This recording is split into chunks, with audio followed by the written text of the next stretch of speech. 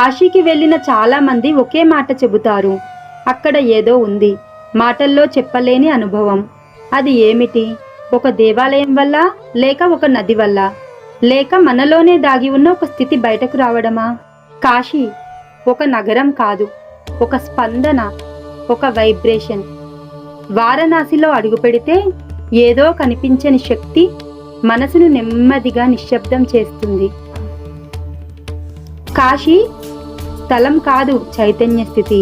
వారణాసి ప్రపంచంలోనే అత్యంత పురాతనమైన నగరాల్లో ఒకటి. కానీ దాని శక్తి చరిత్రలో మాత్రమే కాదు, చైతన్యంలో ఉంది. కాశీ అంటే ప్రకాశం, వెలుగు, అవగాహన.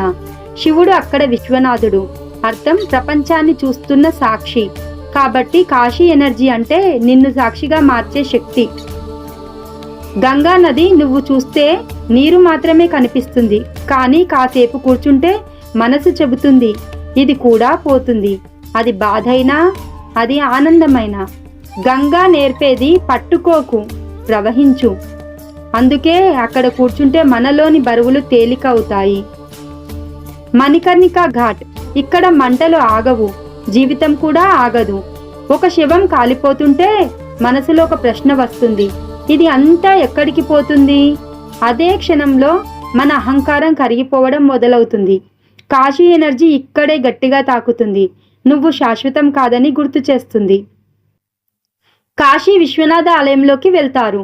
సాధారణంగా దేవుడి దగ్గర మనం ఏదో కోరుకుంటాం, కానీ ఇక్కడ కొన్ని క్షణాలు మౌనంగా ఉంటే మనసే చెబుతుంది ఇంకా పట్టుకోను.